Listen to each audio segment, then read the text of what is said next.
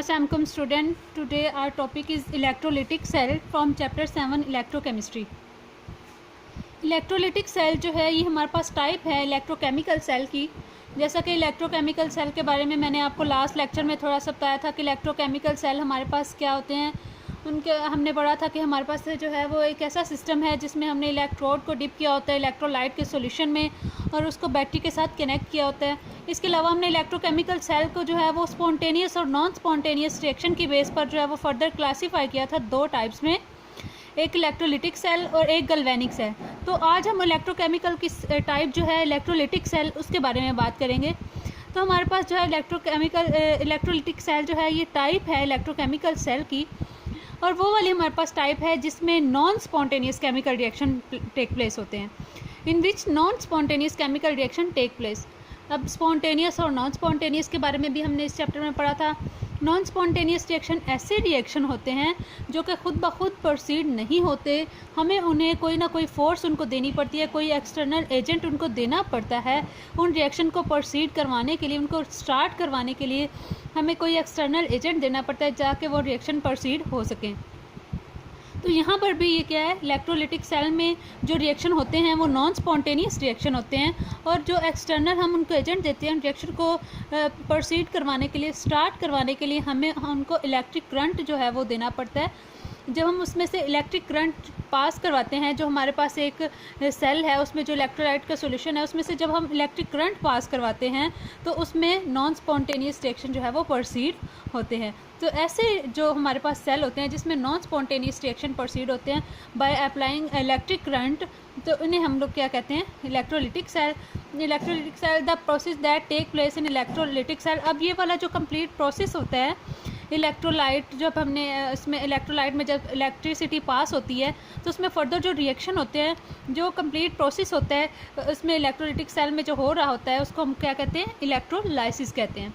Electrolysis हमारे पास क्या है, the process that take place in electrolytic cell is called electrolysis. तो इलेक्ट्रोलाइसिस की जब हम बात करें तो बेटा जैसे हमारे पास वर्ड लाइसिस होता है, लाइसिस का मतलब भी क्या होता है, ब्रेक डाउन या डीकम्पोजिशन होता है, ठीक है।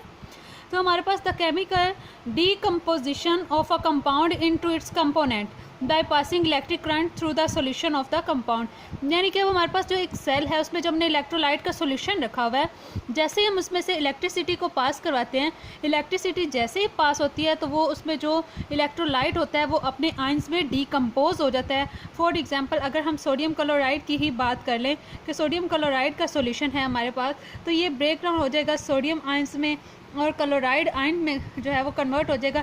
तो ये जो डीकम्पोजिशन हुई है, ये वाला जो प्रोसेस होता है जब हम इलेक्ट्रिसिटी को पास करवाते हैं इलेक्ट्रोलिटिक सेल में, तो ये वाला जो कंप्लीट प्रोसेस होता है इसको हम क्या कहते हैं, इलेक्ट्रोलाइसिस बोलते हैं। इलेक्ट्रोलिटिक सेल की आगे एग्जांपल हमारे पास आ जाती हैं, डाउन सेल है और नेल्सन सेल है। डाउन सेल जो है ये फर्दर जो है उसकी आगे एग्जांपल हैं कि डाउन सेल को जैसे हम लोग सोडियम की प्रिपरेशन के लिए जो है वो यूज़ करते हैं। अगर हम इलेक्ट्रोलिटिक सेल की कंस्ट्रक्शन की बात करें कि इसका हमारे पास जो है स्ट्रक्चर किस तरह का होता है, इसकी कंस्ट्रक्शन कैसी होती है, तो उसकी जब हम बात करते हैं तो ये हमारे पास क्या है कि हमारे पास कंसिस्ट होता है सॉल्यूशन ऑफ इलेक्ट्रोलाइट। इलेक्ट्रोलाइट का सॉल्यूशन होता है जिसमें इलेक्ट्रोड्स को डिप किया होता है। अब इलेक्ट्रोड्स क्या हैं, इलेक्ट्रोड्स को जो है वो आगे बैटरी से कनेक्ट किया होता है। आपको पता है कि बैटरी जो है उसके दो टर्मिनल होते हैं, एक पॉजिटिव होता है और एक नेगेटिव होता है। इलेक्ट्रोड जो कि पॉजिटिव टर्मिनल से कनेक्ट होता है एनोड, और जो इलेक्ट्रोड जो है वो नेगेटिव टर्मिनल से कनेक्ट होता है उसको हम बोलते हैं कैथोड। अब ये वाले जो इलेक्ट्रोड हैं इनको क्या किया होता है, इलेक्ट्रोलिटिक सॉल्यूशन में डिप किया होता है और कनेक्ट किया होता है बैटरी से।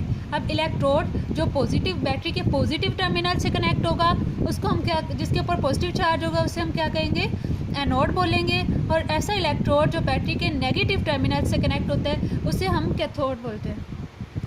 जैसा कि ये फिगर जो है ये एक इलेक्ट्रोलिटिक सेल की एक फिगर है जिसमें आपको ये जो सॉल्यूशन नज़र आ रहा है ये हमारे पास इलेक्ट्रोलाइट का सॉल्यूशन है, और ये नेगेटिव और पॉजिटिव आयंस जो हैं ये इलेक्ट्रोलाइट का जो सॉल्यूशन है, जैसे इसमें से इलेक्ट्रिक करंट पास हुआ तो ये अपने अपने आयंस में कन्वर्ट हो गया, ठीक है। इसके अलावा ये इलेक्ट्रोड है, ये पॉजिटिव इलेक्ट्रोड है जिसको हम एनोड बोलते हैं, इसके ऊपर पॉजिटिव चार्ज है, इसके ऊपर ऑक्सीडेशन का प्रोसेस होता है, और ये हमारे पास जो है वो नेगेटिव टर्मिनल है जिसे हम कैथोड बोलते हैं। बैटरी की ये वाली जो साइड है इसे पॉजिटिव टर्मिनल कहते हैं, एनोड, और ये हमारे पास कैथोड। तो ये हमारे पास एक इलेक्ट्रोलिटिक सेल की कंस्ट्रक्शन है।